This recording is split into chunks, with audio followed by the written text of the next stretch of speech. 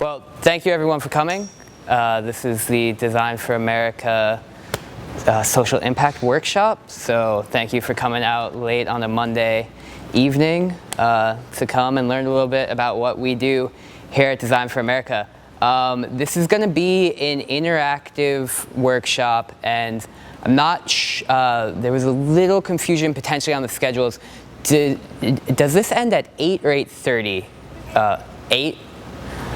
So if possible, and you can jump out if you don't have time. Originally this was planned to be a 90-minute workshop because it's very, we're gonna be drawing a lot of stuff. At the end you get to do some acting in front of only 10 people, so really like make yourselves energized for that. So if possible, it would be great if people could stay for that, but if not, you can definitely head on out at 8 o'clock. And the first thing that I would love for us to all do is, could you two split up and get on 2 different teams? Sure. And I know you guys have a meeting at 7:30 that you're going to run to, but we should be... These are the teams? Yeah, these are the teams.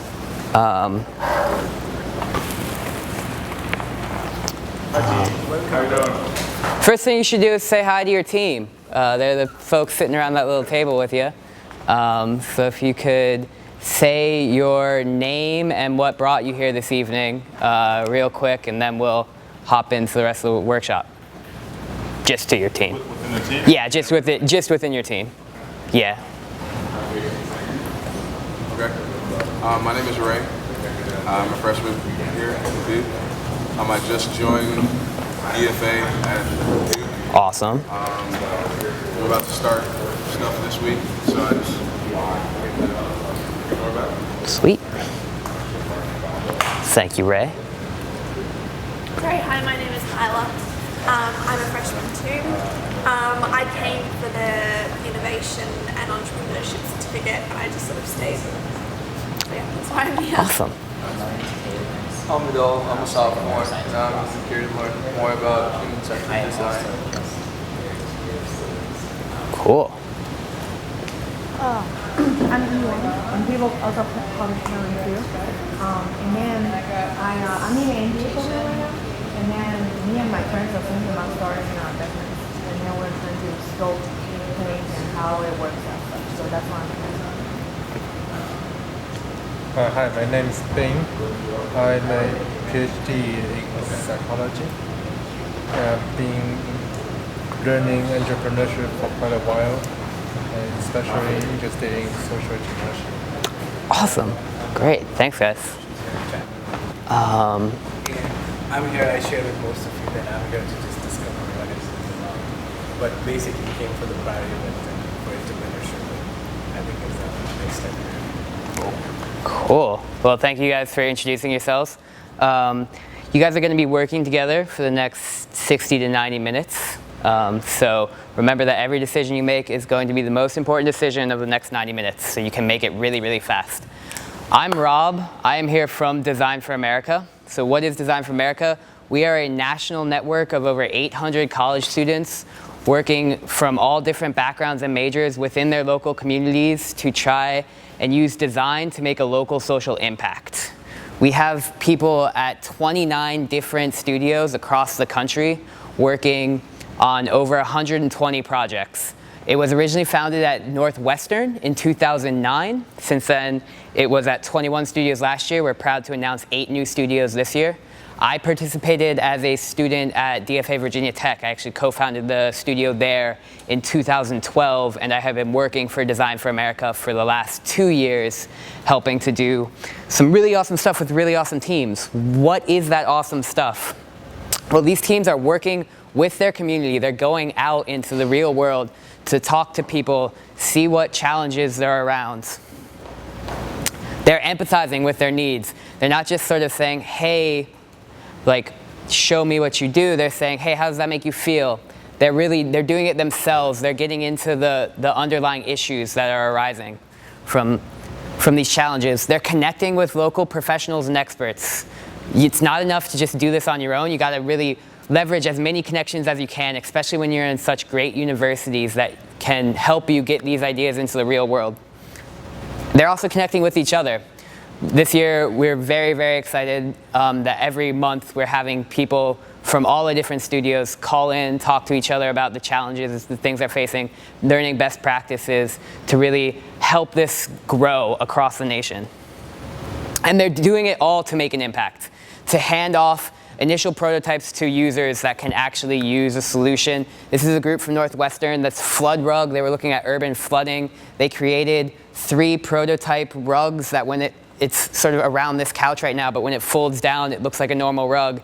When flooding happens, because these folks live in an area where they get flooded at least twice a month, sometimes it's up to here.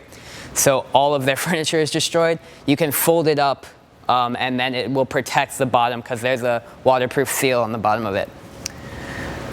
So they're doing these things. What are they looking for? They're using design to try and make the smallest change to make the biggest impact possible.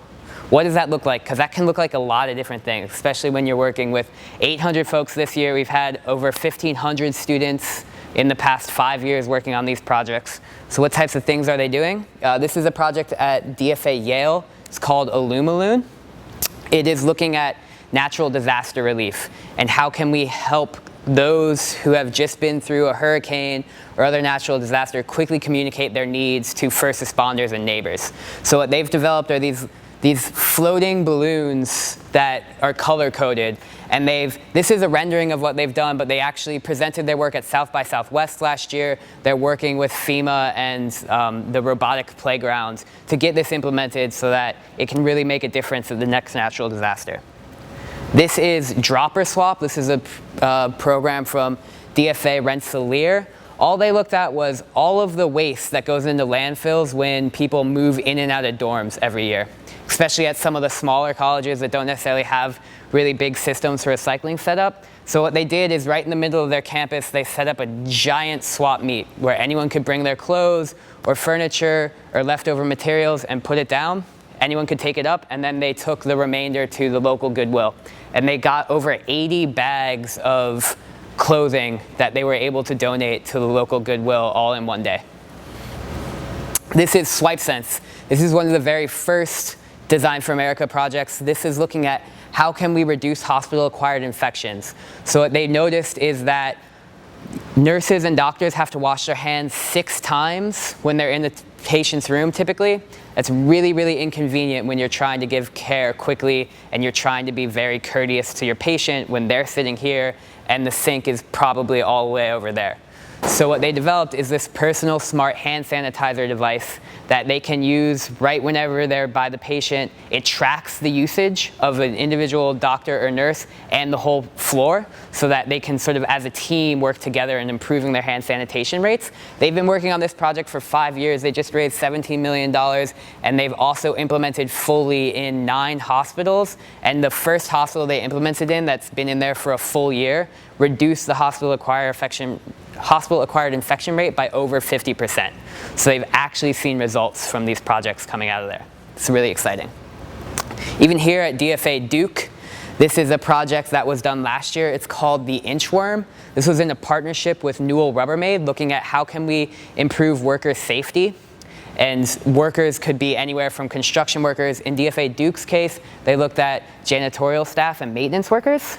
Through the research process, they learned that there was a lot of different experiences of bending down, trying to get into nooks and crannies. It causes a lot of back strain. So what they developed is a little attachment to a mop that folds in and out and can get into tight corners, or it can do really wide cleaning jobs. Because janitorial staff didn't have the time to constantly be replacing the mop heads all the time, so they just weren't using the proper mop head in the proper area. So this was a design that they showed off to Newell Rubbermaid. Newell Rubbermaid was really excited about the idea. Maybe you'll see an Inchworm cleaner in the next couple years at a store near you. So that's what Design for America does. What do? I support the network with a little bit of human-centered design. So I design a lot of different learning experiences and learning environments for these different teams to use across the country. And then I also get to mentor a lot of really, really awesome teams. It's one of the reasons why I'm here this week, is to get to meet with the DFA Duke students. We have at least one DFA Duke student here. Is anyone else? Nice. Good work. Repping. There's like 40 of you guys this year, so that's really, really exciting. This is the third year there's been a DFA Duke chapter. So definitely, if you're interested in this, check them out on Facebook, email them. I have their contact info at the end. But I get to mentor teams around the country. This is really exciting.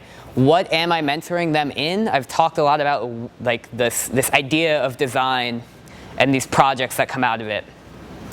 So I get to mentor them to using this design process to potentially have their own startup. This is actually the very first Design for America project called Jerry the Bear.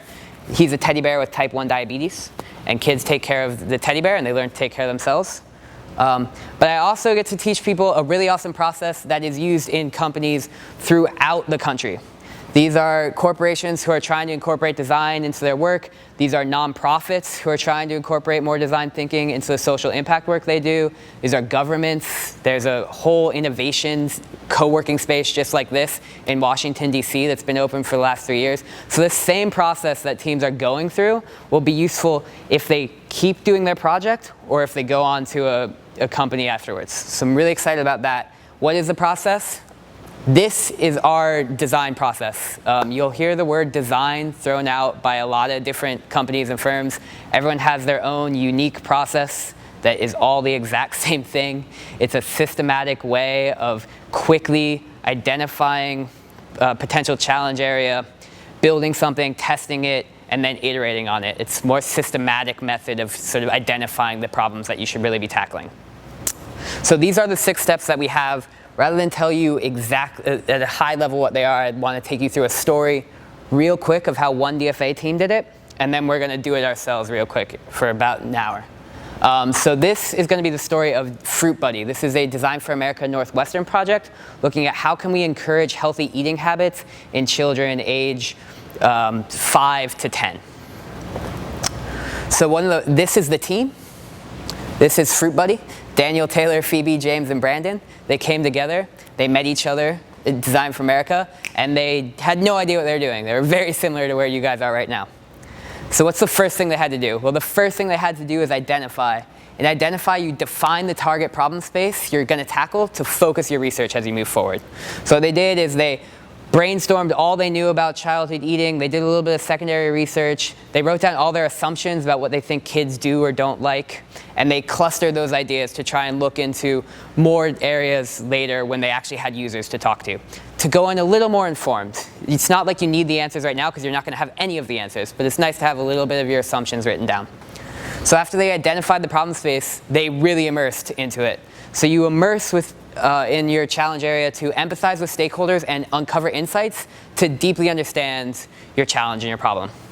So how do you immerse yourself when you're doing childhood eating? You go into a cafeteria lunchroom. They went to a few different lunch sessions. They observed how kids eat. They looked at the speed of eating. That was actually one of their initial assumptions. It's a fact that if you eat faster, you eat more. So their initial assumption was if we can reduce the speed that kids eat, they will eat healthier and eat less. So they went in here, they asked kids about their eating habits, they observed what they did. They took all of that research and they reframed it. So you reframe to articulate what possible solutions need to do to define the change you want to make. You're not making the solution, but you're just defining this: children need to eat slower, or children need to pick healthier foods at the grocery store. So what they did when they reframed here, and this is an iterative process, okay? You go back and forth. They realized kids aren't eating too fast. Kids are barely eating in the cafeteria at all. They're talking to their friends too much. They may or may not be trading food. It's not really the issue they thought it was. And actually, the school cafeteria wasn't a place where they were going to be able to find a solution because the teachers were already having so much trouble. It wasn't the area where kids were eating unhealthy food.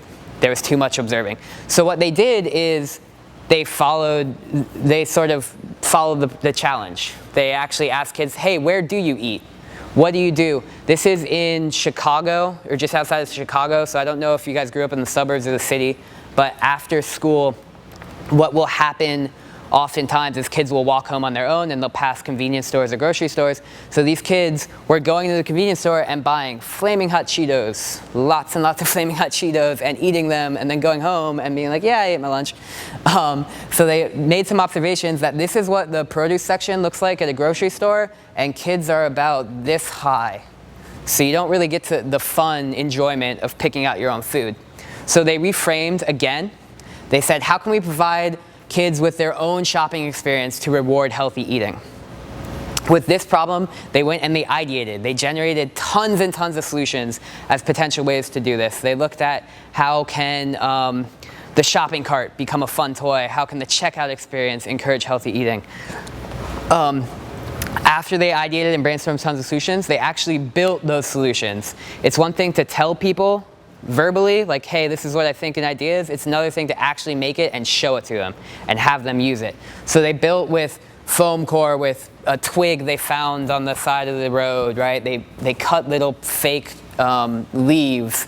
They drew what they wanted to make, and then it's not enough to build it. They actually got feedback to uncover insights, and they tested it. They brought these are actually some of their professors' kids, but they're in the target age range. They brought the idea to the user themselves and said, hey, what do you think about this?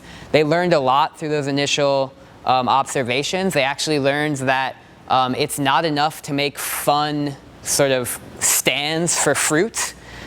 You have to actually give kids their own personal shopping experience, because it's really boring. You can sort of leave that fun stand over there and then walk to something else. If they have their own toy they can bring throughout the whole store, that's something kids get really, really engaged with. And then they made Fruit Buddy. So this is actually their final solution. It is please don't quote me on that.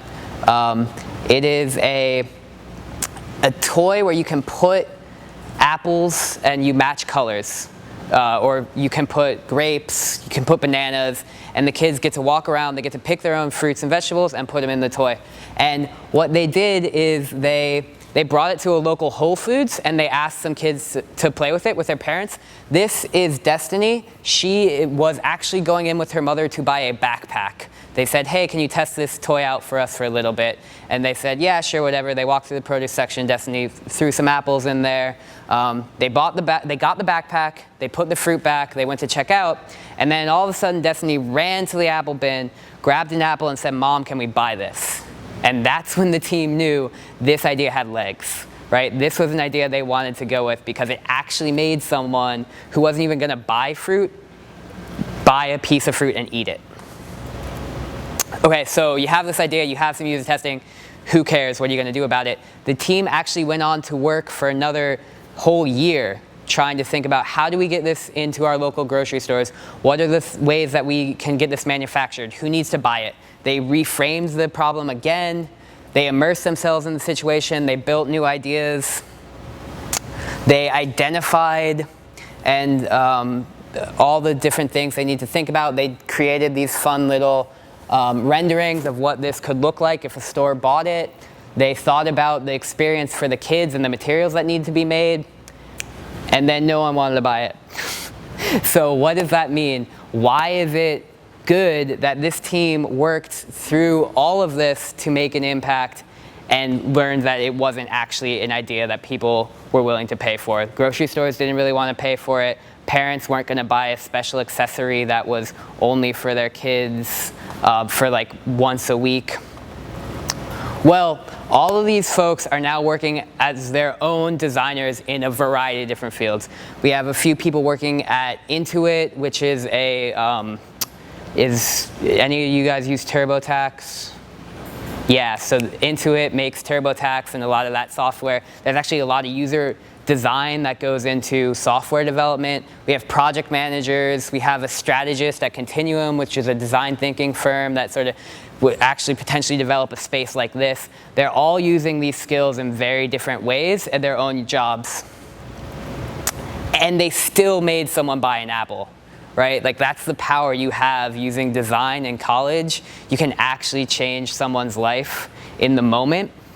and see that impact and really let that drive you moving forward. Because the very first Design for America project just got to meet the president about a month and a half ago, right? So there's a wide range of places that you can take this process. It can lead you wherever you want it to go. So now it's going to be your turn to dive into this process. We have 2 teams, and we are today going to be tackling getting more women interested in STEM, specifically girls interested in STEM, K through 12. But before we do that, I want everyone to stand up so we can move around a little bit, get the creative juices flowing, and get into the mindset of making. So if everyone could stand up and find one partner. And then actually, could you be my partner to demonstrate?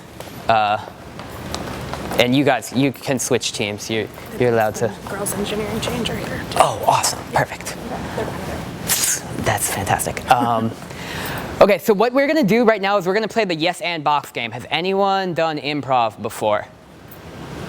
A little bit of improv? Okay, this is a game that actually people at Second City and other improv troupes across the country use to get themselves in the mindset before they get on stage. But it's also the perfect mindset you need to be in before you're a designer. So I'm going to demonstrate how we play the yes and box game, and then you guys are going to play it for a little bit. The only rules of the yes and box game are you have to listen to your partner, you have to say yes and then you have to build on their idea. Okay? So we're going to play it for a little bit, and then we're going to see what can happen. Okay, so we're walking around. We just crashed on a desert island. It's really sad, but we're okay, thankfully. And there's this weird box on the ground, and I'm not quite sure what it is, but it looks like there's a little orb inside of it. Take the box and say yes and then add something to it. Yes, and a crab. Yes, and it looks like the crab has a little steak buffet in there. Yes, and he has a little family with him too. Does everyone get it? Okay, you're gonna do that for a minute and a half, and then we're gonna tell everyone where we got. So ready? 1, 2, 3, go. I'm so sorry. You caught me off guard. You're perfectly fine. So do you want Yeah, that'd be great if I could. touch base with them? Yeah. Wasn't big enough. Yes. And ran away. Okay, so now that you guys sort of have some of those, thank you guys for coming very much. Now that you guys have some of those creative juices flowing, what is the topic we're going to think about for the rest of the night? We're going to look at women in STEM. This is a really hot issue right now. There's a lot of different initiatives happening across the country. I don't know if you guys have ever, this happened about a week or maybe a month ago, but there was a Twitter hashtag called hashtag distractingly sexist because of a comment that a certain British member of parliament or someone gave decrying women being in STEM as too distracting. So women gave their own sort of experience of things they're doing that are obviously distracting while they're doing STEM. But this was a PhD candidate from the UK who actually also looked at all of the different quotes that these young girls and women had heard throughout their time in school, basically telling them why they shouldn't be able to do it. So here's some of the stats real quickly before we sort of dive into some more personal stories. But 5% of college-educated women are in STEM fields versus 17% of men. So that means that 95% of women, when they graduate college, are not going to enter STEM.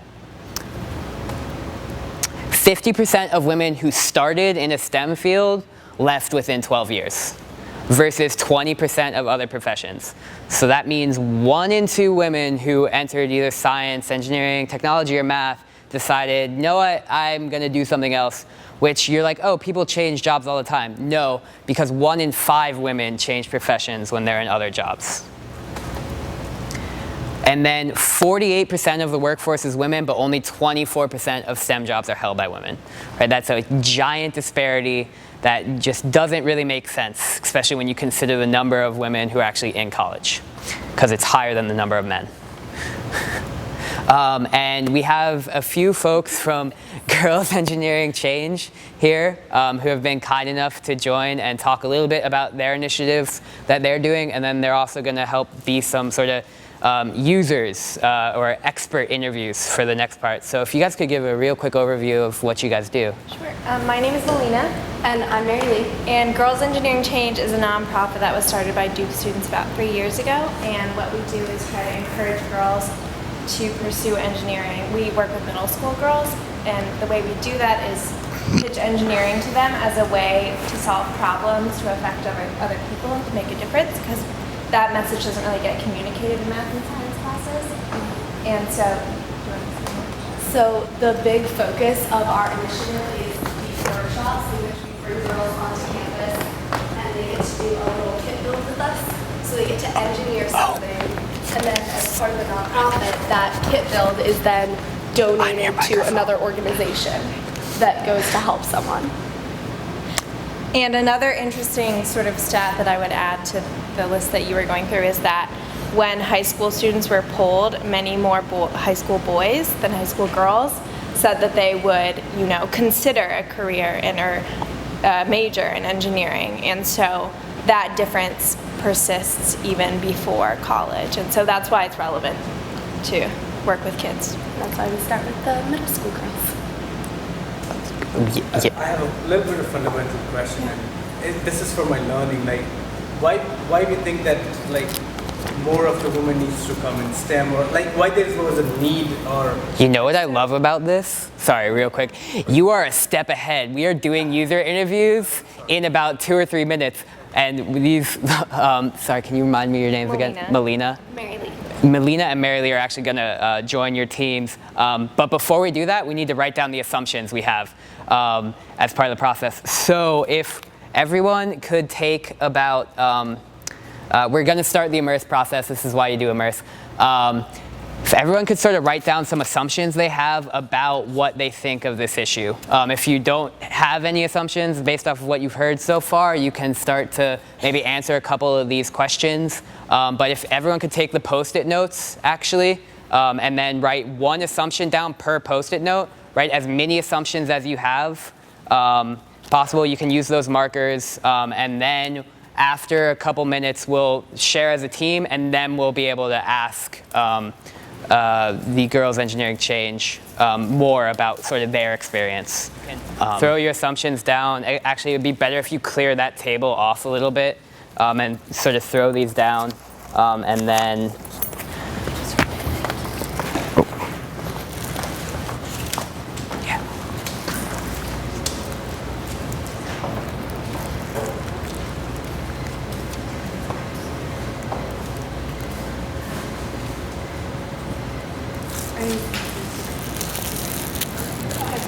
Oh, sorry. I should get the PowerPoint up here for you.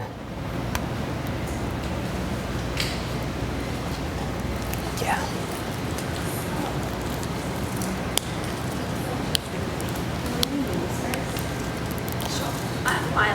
Mila, yeah. Ray. Ray. Bing. Vidal. I said the idea that I gotta believe it, but science is for boys. Oh, sorry.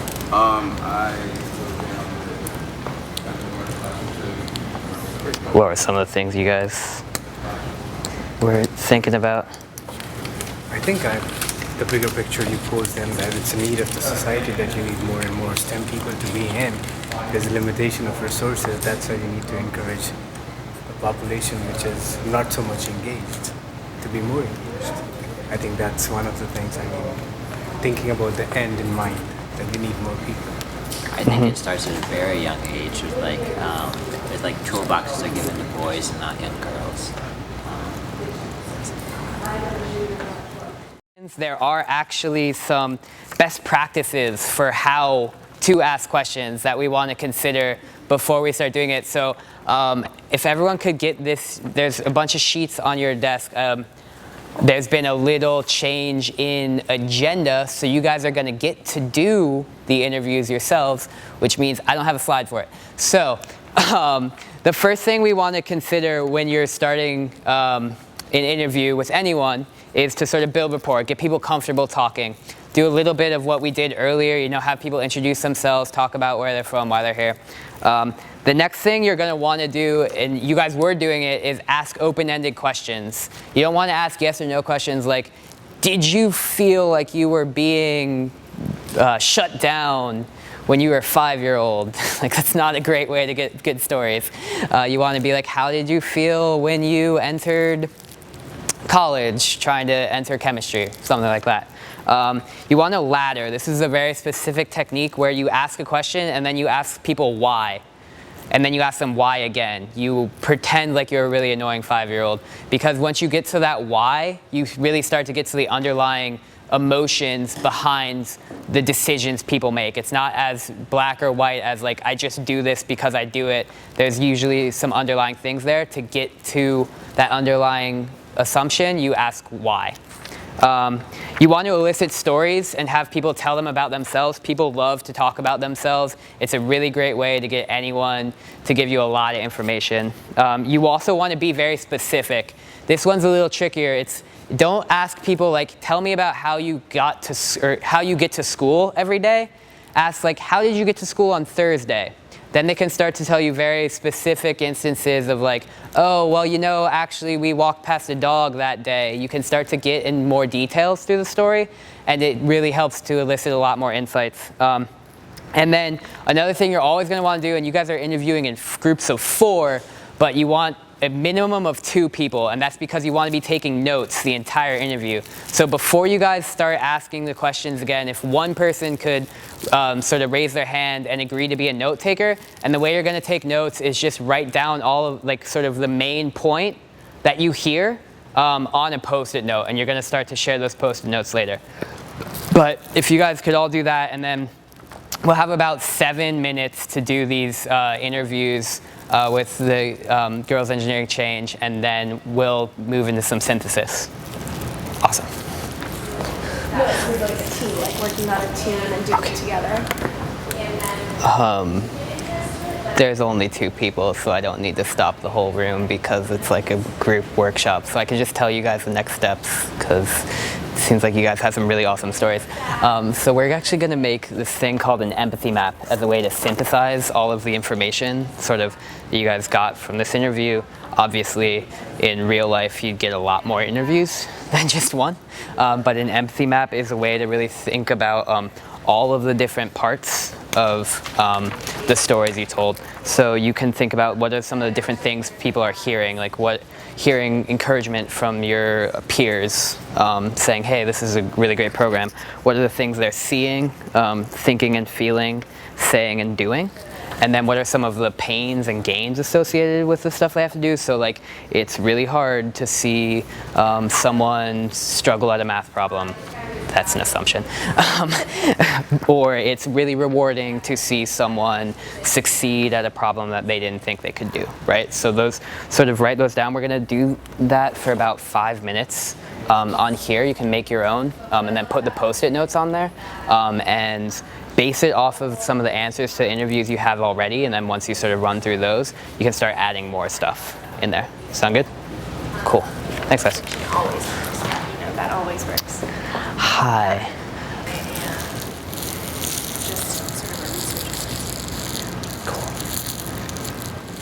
So how can we statements are things that you can pose as a sort of question to people, and then they're able to brainstorm lots and lots of different solutions to it.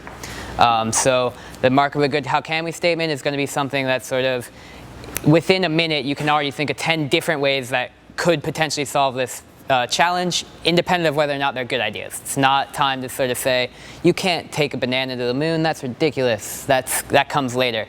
So what are some different how can we statements that you can look at? These are actually from Fruit Buddy, the project that we talked about earlier in the past. So how can we encourage kids, that's the user, to directly interact with healthy foods, that's the behavior, in the produce section, right? That's the place.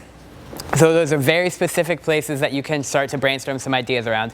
It's way easier to generate ideas around that than it is to say, how can we get kids to eat healthier in Durham because Durham's so large, it's just too hard to wrap your head around it. The produce section is very small and specific. Some other ones they brainstormed around, because they brainstormed around a couple. How can we have parents discuss healthy eating habits with their child while in the checkout line? How can we provide kids with ownership over the produce the family picks in the grocery store? So that one you'll notice is the one that they got Fruit Buddy out of, but they brainstormed ideas around all of those. So what you guys are gonna do in the next 4 minutes is you're actually gonna brainstorm a bunch of how can we statements, and then you're gonna pick 2 as a group.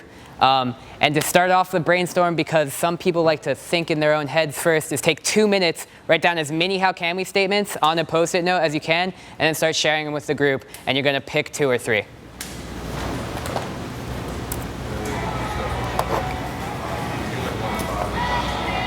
Yes.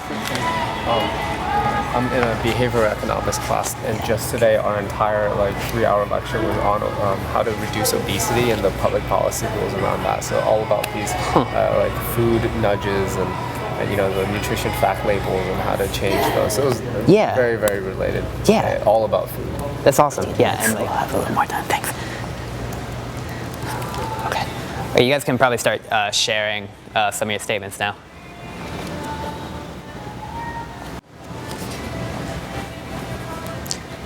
Yeah, one more, and then start sharing with your team. And then if you notice that any of them are really similar, sort of pick that one. If you have a couple different ones, you can brainstorm around both of them.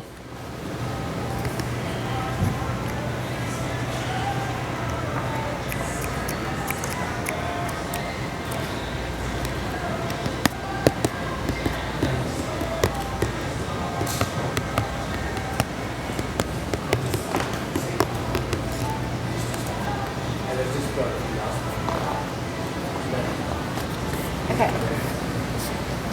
Ready, go. I only came in with one. Which one? I wrote, how can we encourage girls at a younger age to build with toys? Oh, that's good. I like that. That's awesome. That's more specific. Cool. What'd you have? I came up with a bunch, but how can we change adults and parents or teachers' attitudes? Cool. Not just girls' attitudes towards the issue. Have you seen the, oh shoot, what's it called? I don't remember the actual brand, but there's a female, I think she's an engineer. Do you know what I'm talking about? Goldilocks? Yeah. Yeah, Goldilocks. It's an awesome I'm so illustrator. sad that they did not have those when I was a kid. Right. I would have loved those. They're like these Lego-ish type things, but they also connects. They combine Legos and connects and all these different things. I loved Legos and connects as a kid. And the marble tower thing, that was actually my favorite.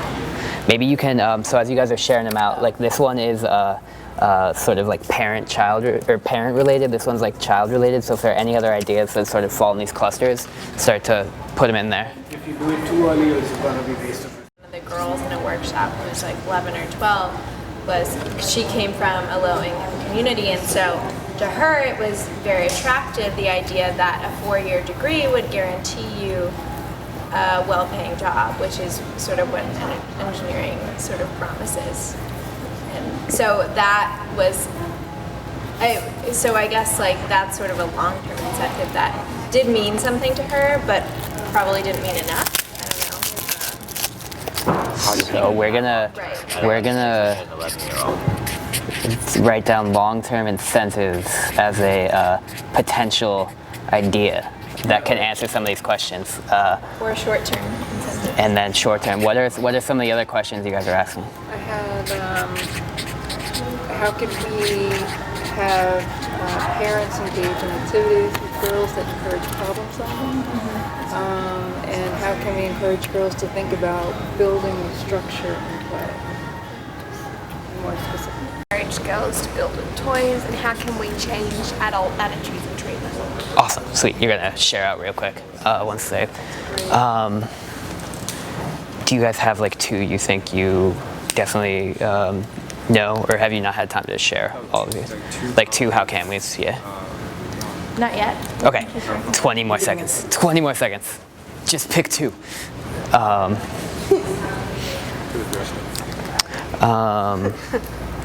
didn't know showers because I went to the gym. I feel gross. Cool. What do you guys got here? Encouragement. You're hearing encouragement. Nice. No, I like it. I mean, that's what you hear. Female mentors you see and you hear them. And the other parts you. Nice. I like that. Creative use of post-it note. Awesome. Just laziness. No. Laziness is when people write like 3 or 4 ideas on a post-it note and then you can't separate them. That was a good use. But okay. Have been one of the most effective avenues. But what's nice about teachers is that you could access everyone in the classroom. And one of my friends is a first grade teacher, and she hated math and science, and that's what got her interested in teaching. And she's like, now I have to turn around and teach math and science to my students and not, make them excited about it. And so she actually took a class at Duke, how to teach math and science, when I never liked them. So I think and so. Also, what about the math groups? You're separating the math groups at an early age too. Yeah. Those are predominantly boys. Right. Right. Girls. So it starts that young. Yeah. And then girls say, "Oh, I can't do," because you're separated so early on. Yeah. And they're told they even label the math groups they have different needs based on their level. Yeah. So. What how can we did you pick that are going to address that very big concern? It seems like probably something around early separation.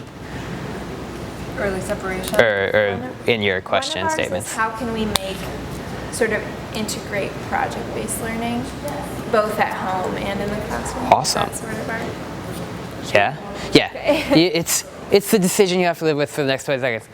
Could you guys share to each other what you're about to brainstorm around, and then we're going to jump into the brainstorm real quick. Yeah, you guys can start. Okay, our first one is how can we encourage girls to build with toys? And the second is how can we change adult attitudes and treatment? What do you guys do? Something similar.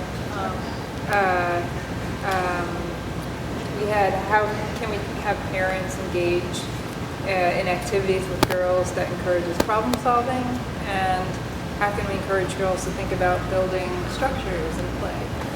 How can we encourage building through play? That is great. And now we're going to jump right into brainstorming and ideating, the fun part of design, although it's all fun. Getting to hear stories is probably one of my favorite parts. Before we do that, though, who knows the rules of brainstorming? Who knew there were rules to brainstorming? Some of you guys. Right, there are rules to brainstorming because you can't have a good brainstorm without some fun rules.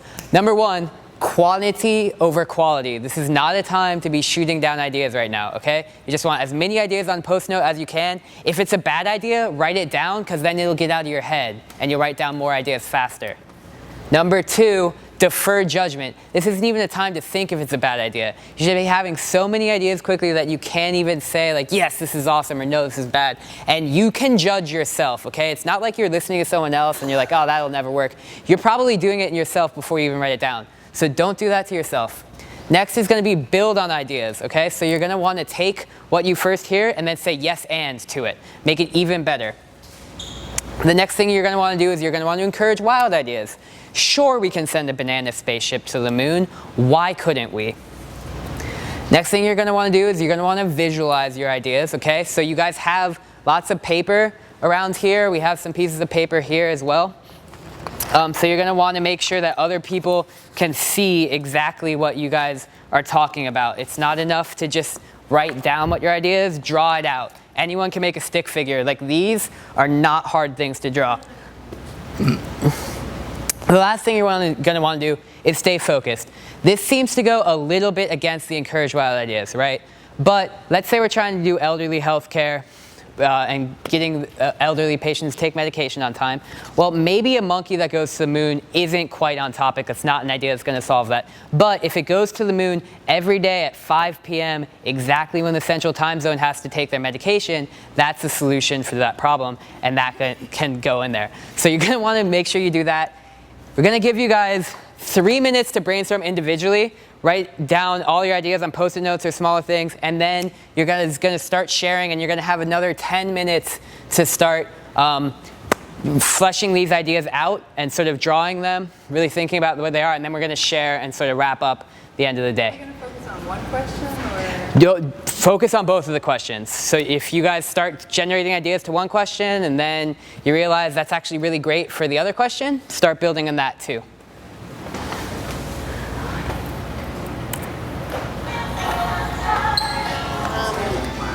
Like changing the object of toys and games, like building, like a lot of the building toys are like building dinosaurs or building like pirate ships. So like I think it'd be good if you made them more girly. Like have toys where like you build girls up, so you start off and like build their confidence where they're like quite easy but still fun, and then you make them harder to realize that they can actually do it. Some sort of like games where you have them, or like games or toys where it's like the mother and the daughter have to do it, or the father and the daughter have to build it together, so it's like you need like a parental like influence. Some sort of like online reward community and like referral points in like if you get like another friend to join or buy the toy, you get some sort of benefit.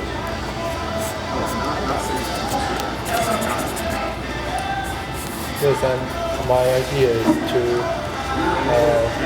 build a TV program for girl engineer talent show to encourage girls who have special talents in math, science, engineering to display their talents to the public and encourage their family and parents to produce them, make them the American Idol for other kids to follow.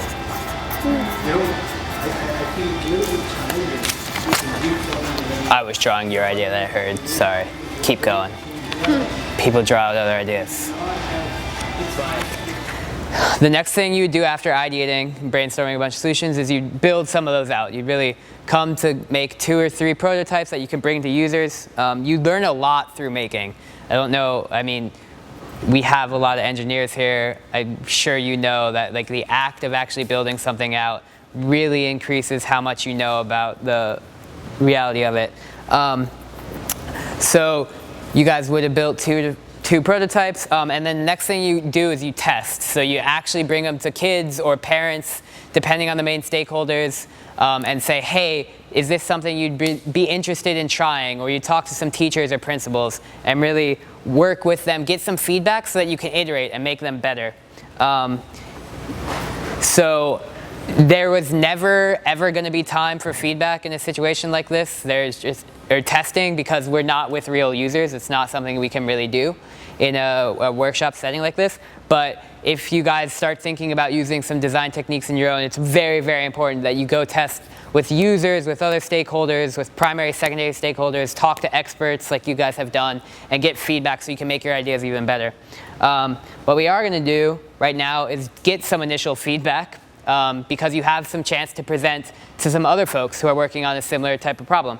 So what I'd love to have us do right now is, if you could, what we're going to do is you're going to present, in your case, the solution, in your case, some questions. When you're listening to the presentation, make sure you keep some Post-it notes, because you're actually going to give some feedback to the other team about some of the things that you liked about what they presented, and maybe some remaining questions you still have based off of what it is. So the way to give feedback often is in I like, I wish. It's a good way of saying like, hey, this is really awesome, look into this more. It's not going to cut people down. When you start feedback with this is horrible, this will never work, no one's going to want to build on those ideas and really create a solution that everyone gets behind, because they already feel defeated before you even started. So we're going to practice giving a little feedback to the other people who present with some I like, and you can do some I wish, but honestly these 10 minutes isn't really enough time to generate a lot of detail in the solution, so it's more like a I wonder at this point. So we'll start with y'all. So we started with 2 questions. What's your name? Hello everybody, my name is Myla. Am I going to stand up? Okay. We started with the 2 questions. How can we encourage girls to build with toys, as in like we accept the boys are traditionally associated with Lego and like mechanical toys? That was our first premise.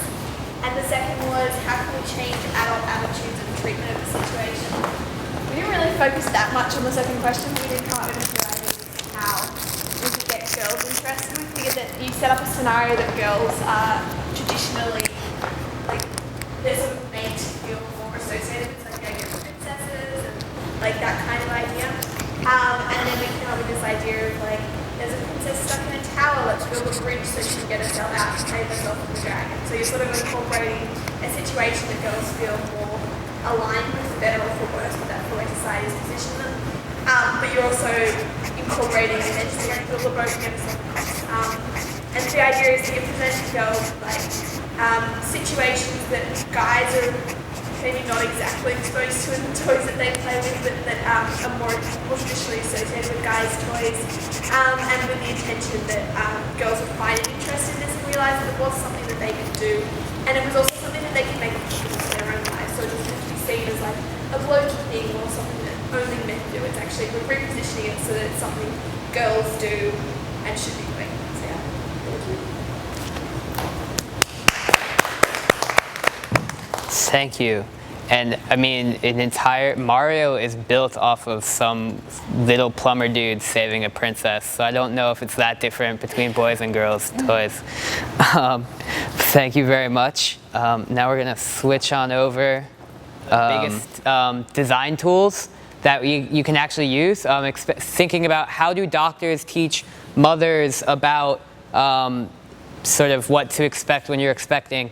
And how could we apply it to a similar situation? So IDEO is one of the biggest design firms in the country, and one of the things they really talk about is how can you use analogy to design new situations. So they were designing a surgery operating room and looking at how can you get doctors the information they need super quickly.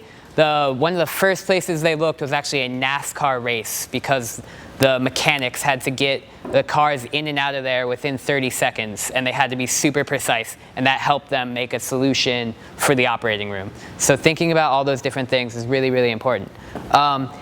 Thank you guys very much for coming for a second. Give yourselves a round of applause.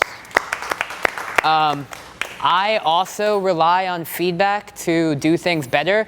I put these little cards, feedback cards on here. If you guys could take like 20, 30 seconds, a minute, 10 minutes to write back any feedback you have on this workshop, any thing you liked, wish, was confusing.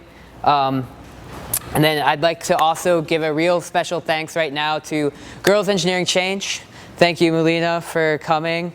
And DFA Duke and the Duke Innovation and Entrepreneurship Center, or it's just Duke Innovation and Entrepreneurship, there is no center at the end of that, for coming, or for allowing me to come here this week. I'm very excited for the rest of this Entrepreneurship Week. And then be sure you like us on Facebook. If you want to get in contact with the Duke Design for America chapter, it's duke@designforamerica.com. If you want to get in contact with me, it's rob@designforamerica.com. And thank you.